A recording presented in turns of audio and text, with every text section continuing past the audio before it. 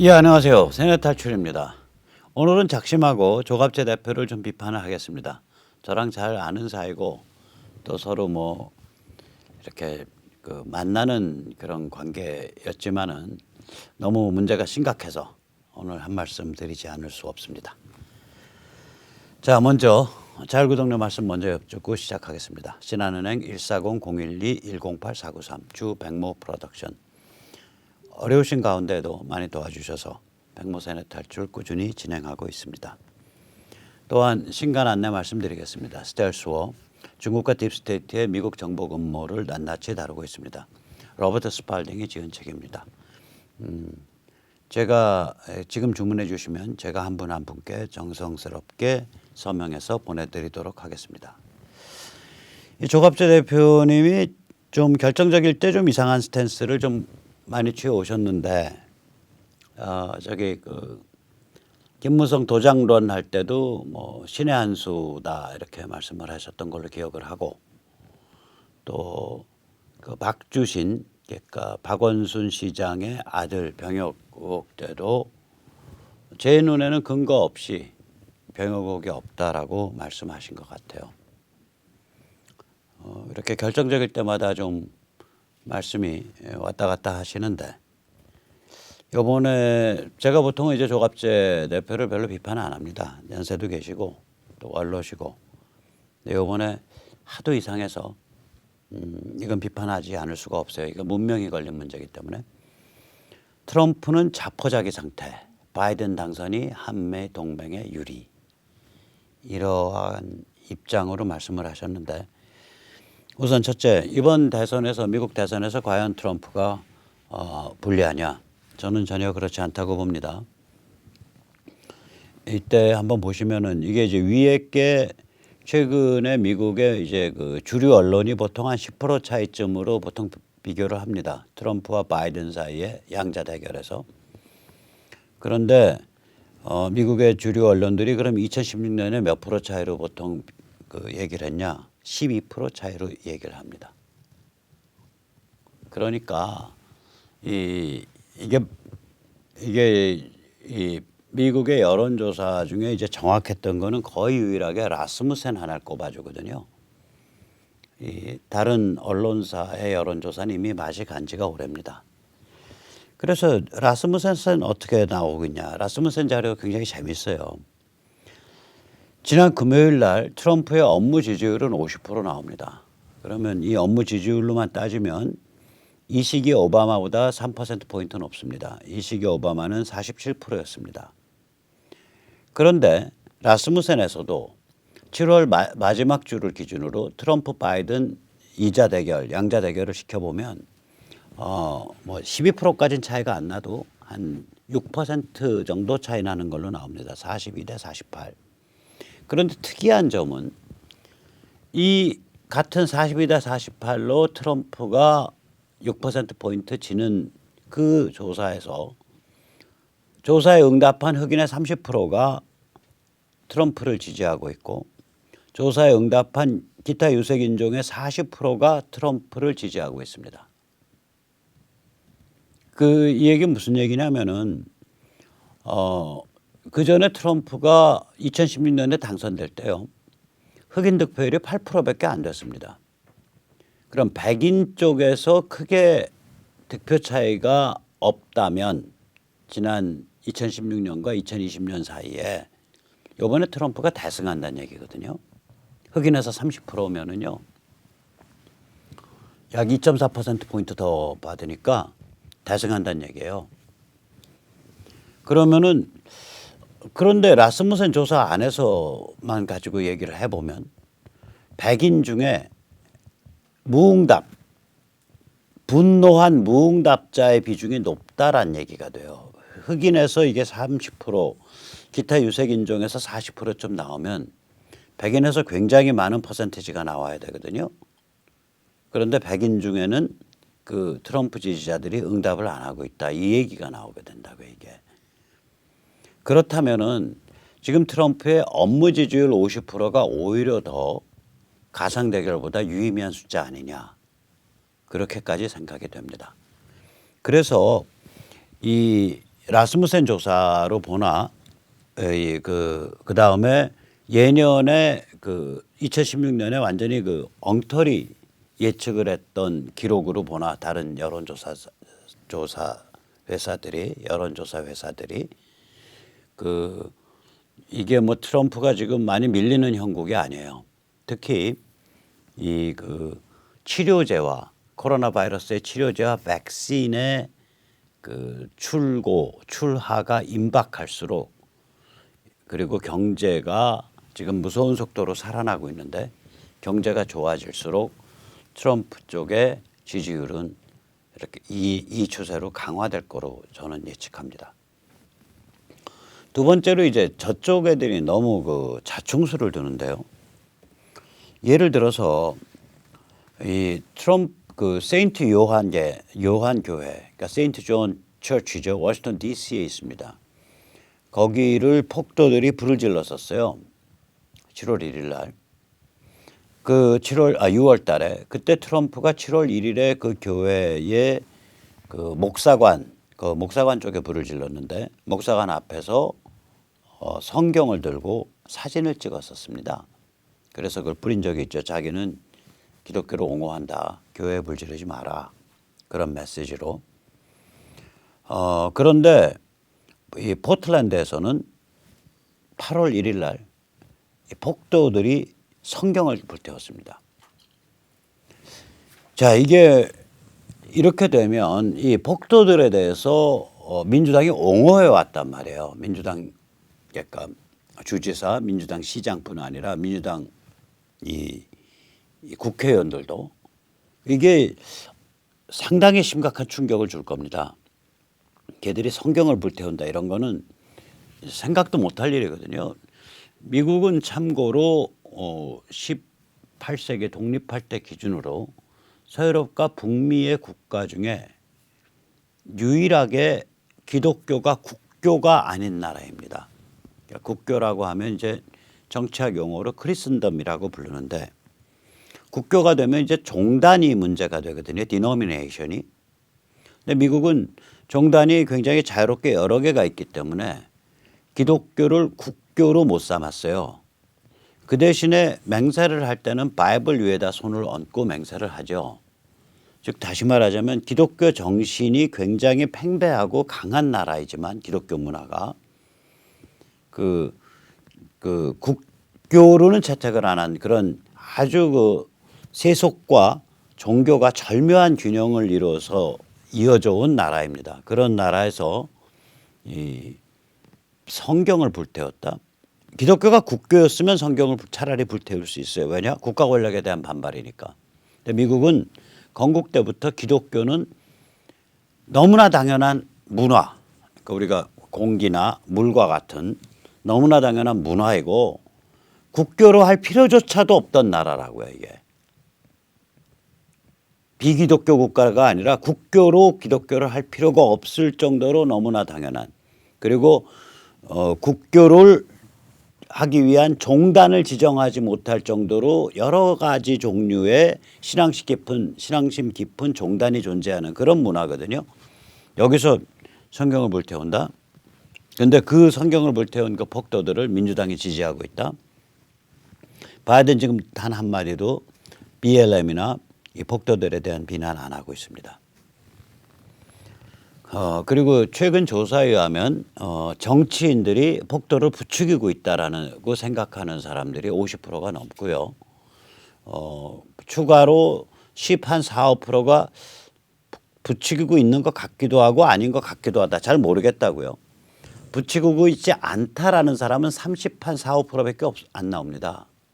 즉 정치인, 민주당의 폭도를 부추기고 있다라고 보고 있어요. 또한 55%가 언론쟁이들이 폭도에 편향돼 있다라고 생각을 합니다. 미국 사람들이. 이 숫자들 잘 봐야 돼요. 정치인, 이건 민주당이거든요. 민주당이 폭도를 부추기고 있다라고 생각하는 사람이 50%가 나오는 거예요. 이게 의미가 뭔지 한번 잘 우리가 생각해 볼 필요가 있습니다. 그 다음에 이제 또 이제 이상한 일이 있었습니다. 포틀랜드 폭도가 엊그저께 성조기를 태웠어요. 이 성경 태우면서 한번 이건 직접 이 충격적 화면을 보시죠. 저 밑에 있는 건 지금 성경 타고 있는 겁니다. 성경 타는 불 위에다가 이제 성조기를 얹어 갖고 태우고 있는 거예요. 그러니까 이러한 폭도에 대해서 민주당이 옹호해 왔단 말이죠. 그러니까 지방자치 차원, 즉 다시 말하면 시와 주 차원에서도 옹호를 했고 국회의원들도 옹호를 했고 대통령 후보라고 하는 바이든도 옹호를 했고 그래서 이게 만만치 않은 사건입니다. 자, 이런 상황에서 과연 트럼프가 대패하겠냐? 저는 그럴 리 없다고 봐요. 미국에서 아주 광범위하게 조용한 분노가 차곡차곡 쟁여져 가고 있다고 판단됩니다. 자, 이런 데서 조갑재 이 대표는 아까도 말씀드렸듯이 트럼프는 자포자기 상태다. 솔직히 말씀드리면 난 조 대표님이 뭐 그 구글 번역기 말고 영어 원문 많이 읽으시는지 그것도 좀 궁금해요. 솔직히 말씀드리면. 그러니까 트럼프가 이게 대패할 상황이 아닌데 그리고 그 사람 그 기질이 자포자기하는 사람이 아닌데 예를 들어서 엊그저께 왜 트럼프가 저기 그 대선 연기를 이렇게 그 암시했다, 제안했다라는 얘기가 있잖아요. 그 문맥을 보면 대선 연기를 정식으로 제안한 게 아니라 이겁니다. 지금 민주당은 이제 그 정확한 용어로 하면 아무나 우편 사전 투표를 추진하고 있습니다. 민주당 그 저기 뭐야 그 주 정부들이. 그런데 미국은 우리 선관위 같은 그런 스타일의 그러니까 통합 선거인 명부가 유지가 안 되는 나라예요. 주민등록 전출입이 없으니까 우편으로 투표지를 발송을 할 때 그럼 명부가 없으니까 뭘 기준으로 해서 하냐. 먼저 번 2, 3년 전 투표 기록을 해서 우편으로 투표지를 발송을 합니다. 그러니까 수백만 표가 그냥 공중에 뜨게 돼요. 또 안 뜬 것도 남의 집 우편함에 가서 끄집어내요. 뜬 거는 막 길거리에서 줍고 그렇게 해서 아주 광범위한 이 우편 투표가 이렇게 일반화될 경우에 광범위한 그 선거 부정이 일어난다는 거는 다 알려진 일이에요. 거기다가 이게 또 다른 문제를 갖고 있습니다. 미국은. 메일인 보팅이 이런 경우에 투표일 날, 그러니까 선거일 날까지만 보내도 돼요. 발송이. 근데 그 발송 이 도장도 제대로 안 찍혀 있다고요. 아시지만 미국은 자기 집에 놓잖아요.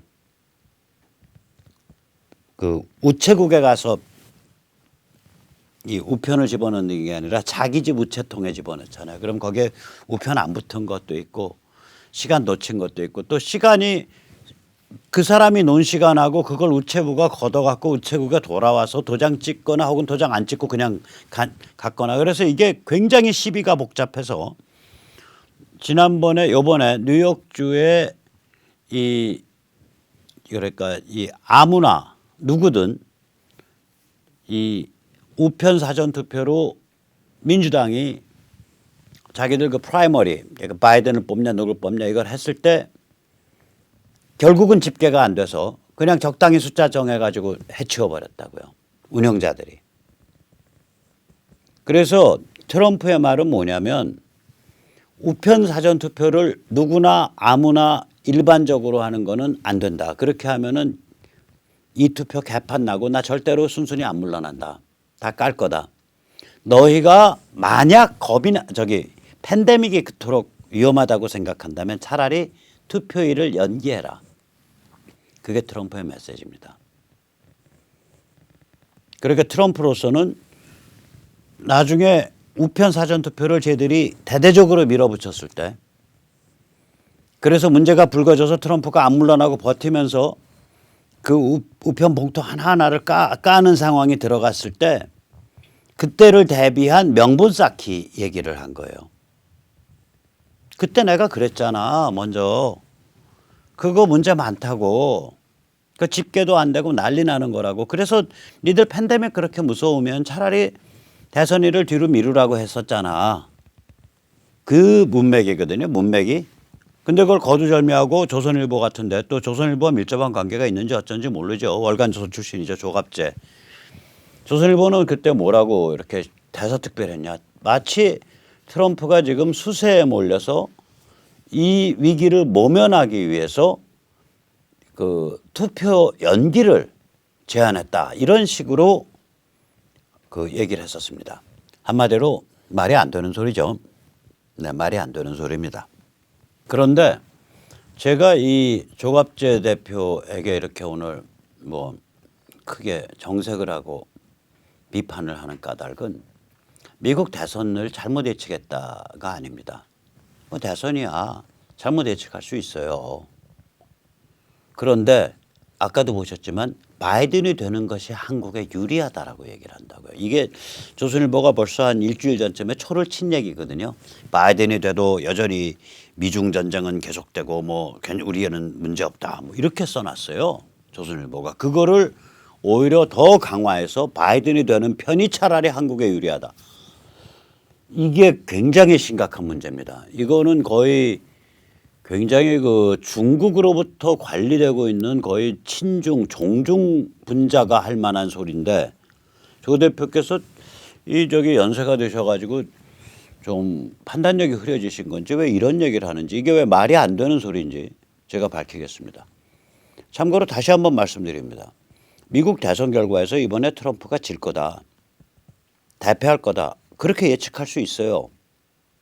그렇게 예측할 수 있어요. 아직 일어난 일이 아니고 또 그렇게 예측할 정도로 미국의 메이저 언론이 그렇게 빵빠레 불어제끼니까 그렇게 예측할 수 있습니다. 저는 그거는 아이고 그건 저기 선생님 그거는 좀 다른 측면도 보셔야 됩니다. 이 정도로 비판하는 거예요. 그러나 정색을 하고 당신 지금 무슨 생각하는 거야? 나이를 떠나서 라고 제가 비판하고 싶은 대목은 이겁니다. 바이든이 되는 것이 한국에 유리하다. 이 주장입니다. 이거는 트럼프라는 인물이 무엇을 해왔는지에 대해서 100% 외면 무시하는 얘기입니다. 트럼프는 자유보수혁명을 이끌어온 사람입니다. 미국 안에서.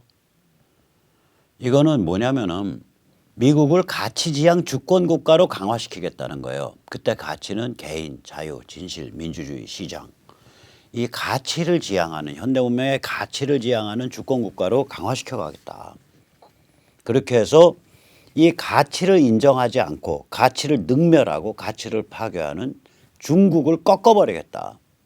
또한 동시에 그 중국을 끼고 도는 친중 글로벌리스트들을 꺾어버리겠다. 트럼프 용어로는 딥스테이트 혹은 워싱턴 기득권, 워싱턴 스왑프라고 부르는 그 세를 꺾어버리겠다 해서 미국 안에서 정치 내전을 벌여온 사람입니다. 2016년 대선 출마 때부터 지금까지 만 4년 동안 그것 때문에 상대방이 말도 안 되는 소리로 탄핵을 여러 차례 두 번이나 추진을 했던 거죠. 처음은 러시아랑 공모해서 선거를 조작했다라는 이유로 트럼프를 탄핵시키려고 그랬고 거기에는 뭐 FBI 국장, CIA 국장 이런 거물들이 디글디글하게 연결돼 있고 두 번째는 우크라이나에 부당한 압력을 넣어서 바이든에 대한 수사를 개시시키려고 했다라는 이유로 탄핵을 시도했고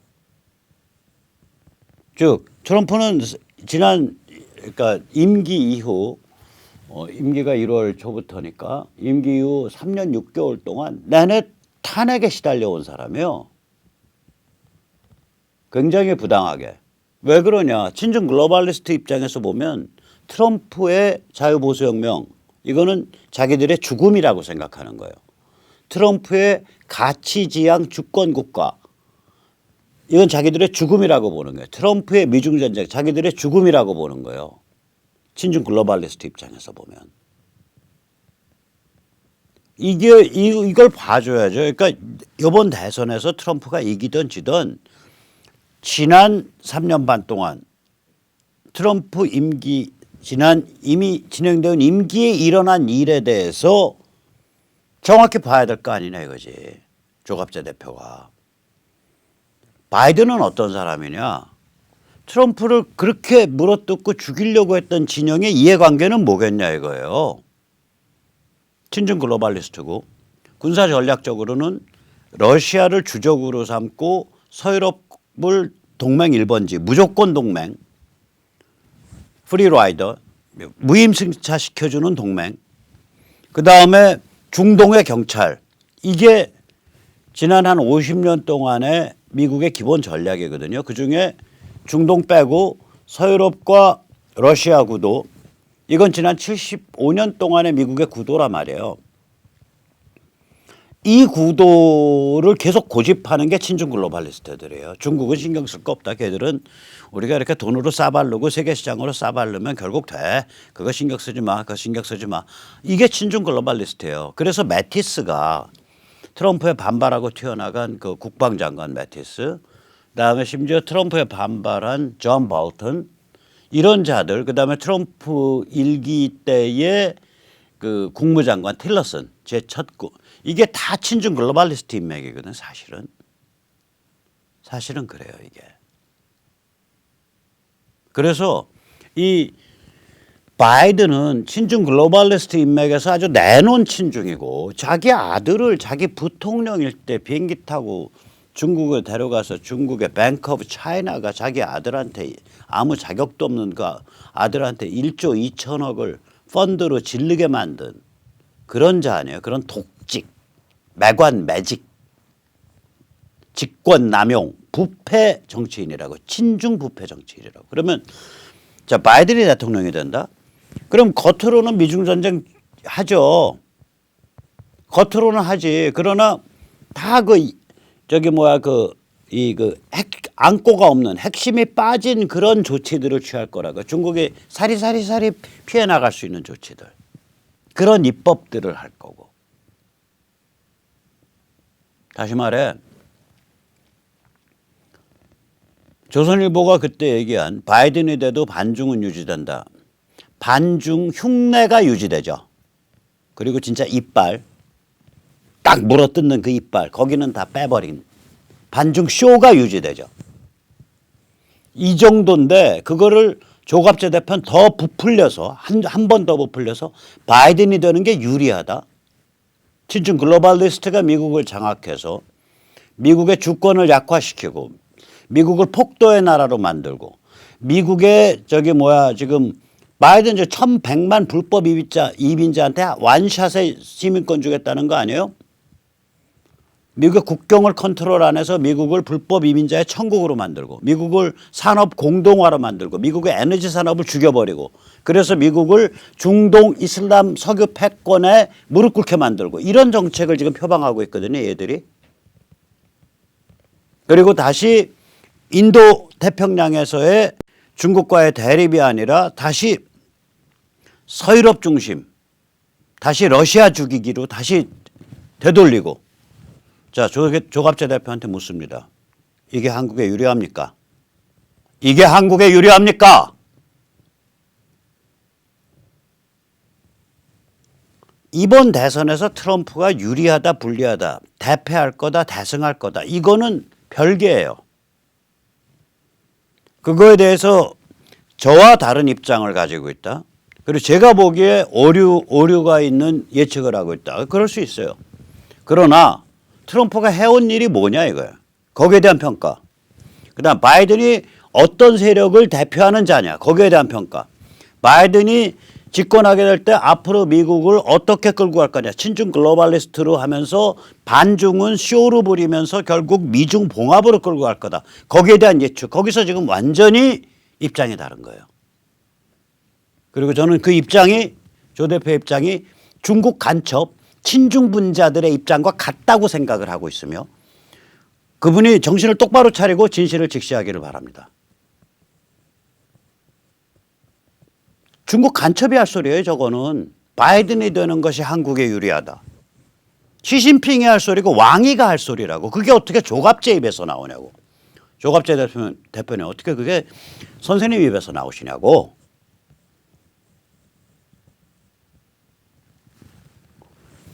자, 그래서 저는 제 관점에서 보면 바이든을 지지한다라는 건 자유보수 혁명에 반대하는 거고요. 개인, 자유, 진실, 민주주의, 시장이라는 문명의 가치에 대해서 반대하는 겁니다. 왜냐? 바이든 저거 다 어길 거니까. 주권국가, 가치지향 주권국가라는 그러한 새로운 국제질서에 반대하는 거고요. 그 다음에 친중, 종중, 즉 다시 말하면 친중 코리아 연방, 중국 간첩 같은 그러한 포지션이든가 혹은 수구분단. 경제는 중국, 안보는 미국. 달달한 사탕이 달달하다라는 식의 수구분단. 천박한 그거든가 둘 중에 하나죠. 조 선생님 둘 중에 뭐예요? 중국 간첩이세요? 아니면은 수구분단이세요? 그게 제가 조갑재 대표 같은 사람들에게 묻고 싶은 말입니다. 그리고 그동안에 중요한 역할을 지난 한 10여 년 이상 해오셨는데 특히 노무현 정부 이후로 지금이라도 정신 번쩍 차리시고 올바른 말씀 해주시기 바랍니다. 자, 그래서 우리는 선봉을 만들어야 됩니다. 이 선봉의 정체성은 뭐냐? 첫째, 트럼프 자유보수혁명, 중국 꺾기, 북한 해방 이거를 지지해야 됩니다. 세계 정세, 동북아 정세에 있어서, 동아시아 정세에 있어서. 정치 철학에 있어서는 가치지향 주권국가라는 것을 지지해야 됩니다. 개인, 자유, 진실, 민주주의, 시장이라는 현대 문명의 핵심 가치를 지향하는 주권국가들의 강화. 그리고 한중 관계에 있어서는 친중 글로벌리스트의 패망을 염원해야 됩니다. 정치 세력에 있어서는 미국에 있어서의 친중 글로벌리스트의 패망, 한국에 있어서의 분단 수구 기득권의 패망, 한국에 있어서의 친중 종중파의 패망, 이걸 염원해야 됩니다. 다시 말해 가치지향 주권국가들로 이루어진 신국제질서를 염원해야 합니다. 이게 우리의 정체성입니다. 우리는 우리 자신을 선봉이라고 부릅니다. 선봉이라는 얘기는 다른 말로 표현하면 창날, 스피어헤드입니다. 창날에 봉을 연결하면 창이 만들어지죠. 뚫고 들어가는 건 창날입니다. 뚫고 들어가는 힘은 창대에서 옵니다. 그 thrust power는. 이거는 좌파적 용어로 표현하면 이걸 전위, 뱅가드라고 표현합니다. 우리 특히 백모 세뇌 탈출 들으시는 분들은 성향이 선봉이요, 창날이요, 뱅가드입니다. 우리가 해야 될 일은 네 가지입니다. 하나는 관점과 식견을 계속 업그레이드 해가야 돼요. 유튜브도 들으시고 소셜 미디어도 보시고, 두 번째는 온라인 멤버십에 가입하시고 회비를 내셔야 돼요. 세 번째는 그게 동네가 됐든 혹은 무슨 시내가 됐든 작지만 중요한 실천을 매일매일 해가야 돼요. 그리고 네 번째, 이게 굉장히 중요합니다. 이 선봉에 처음 서게 되면요, 주변 사람을 원망을 하게 돼요. 너희는 이것도 몰라? 너희는 왜 그렇게 개돼지 같냐? 너희는 왜 그렇게 그 개념이 없냐? 하고 주변의 친지, 주변 사람, 주변 친구들을 원망을 해요. 저도 그랬어요, 옛날에. 그런데 제가 권합니다. 정치인 지식층에 대해서는 가차없이 비판해야 돼요. 제가 오늘 조갑재 대표님 비판하는 게, 만약에 조갑재 대표님이 지금 저런 식으로 우리 사회에 이른바 우파 원로의 그 족보에 들어있는 분이 아니고, 예를 들면 그냥 길에서 친구들이랑 장기 두면서 막걸리 취해가지고 아무 소리나 하시는 사람이다 그러면 이 세뇌 탈출해서 비판하겠어요? 안 합니다. 우리 사회의 소위 우파, 소위입니다. 소위 우파 원로의 이름이 5명 꼽으면 들어간단 말이에요. 10명 꼽으면 들어가요. 그렇게 비판하는 거예요. 그래서 조 대표, 그러고서 원로 맞습니까? 라고 비판하는 거예요.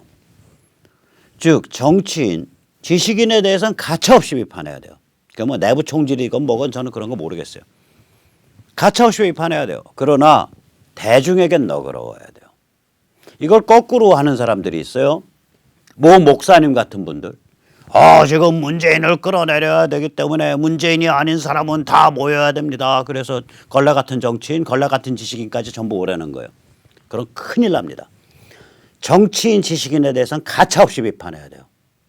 대중에 대해서는 너그러워야 돼요. 즉 내 친구가, 내 친척이, 내 아이가, 내 친지가 문바스럽고 개념이 없어. 그 바이든 내면 어때? 그 트럼프 나쁜 놈이구만 그거. 보니까 뭐 한국 50% 방위비 인상이 나고 그거 장사치고 말이야. 그거 개땡땡이야. 이렇게 아주 개념 없는 얘기를 하더라도 그걸 참고 들어줘야 돼요.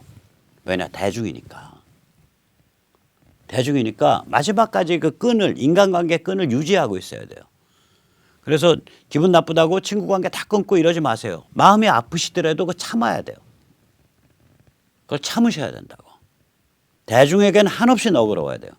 반면에 지식인, 정치인에 대해서는 한없이 가차 없어야 됩니다. 그래서 조 대표 같은 분도 비판을 하고 또 다른 지식인도 필요하면 비판을 해야 됩니다. 전체적으로 보면 이 선봉, 다시 말해 창날, 다시 말해 뱅가드, 다시 말해 전위는 대개 4만에서 10만 명이 조직화되면 게임이 끝납니다. 그런데 이게 조직화된다는 얘기는 약 2천에서 5천 명의 현장 핵심 활동가가 이게 등장한다는 것을 의미합니다. 2천 명 정도 등장해야 선거구별로 한 10명씩 됩니다. 바람직하게는 한 5천 명, 선거구별로 한 20명씩 등장하면 좋습니다. 그래야 조직이 4만에서 10만을 갑니다. 그래서 이때 이 현장 핵심 활동가의 특징이 있습니다. 일단 첫째, 시간 여유가 있는 분이어야 되고요. 둘째, 생활이 안정돼 있는 분이어야 되고요. 셋째, 건강하신 분이어야 되고요. 넷째, 이 세상을 보는 관점과 세상에 내가 기여하겠다라는 열정, 관점과 열정을 같이 갖고 계셔야 되고요.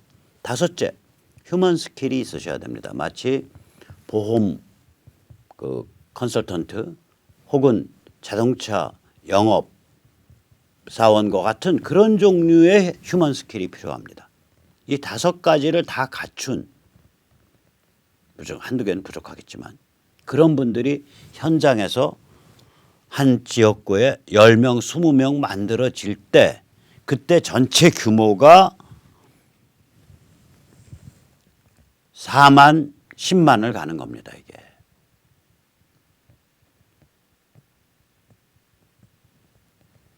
그때. 그래서 우리가 그런 것을 한번 바라보고 이렇게 갈 수 있습니다. 왜냐? 10중 8구 이번 미국 대선에서 트럼프 승리합니다.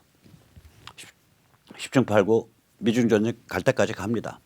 10중 8구 북한 자빠져서 미국이 접수평정 들어갑니다. 10중 8구 한국에서 거대한 정치 쓰나미가 일어나고 대중의 거대한 각성이 일어납니다. 그래서 지금부터 잘 준비하면 그 파도를 타고 넘어가면서 이런 꿈 같은 말하자면 선봉 조직을 형성할 수 있습니다. 그 선봉에 여러분들을 초청합니다. 국민주권 자유시민연대입니다. 지역활동을 신청 많이 해주시고요. 010-6368-9901입니다. 그리고 이번 주 목요일에도 변함없이 서초동 대법원 앞, 이번은 대법원 앞입니다. 2호선 서초역 5번 출구 120m 지점입니다. 비가 올지 모르니까 꼭 우비 갖고 나오시고요. 4.15 부정선거 재검표 및 수사 촉구 집회가 열립니다. 자, 그럼 오늘 여기까지 모시겠습니다. 감사합니다.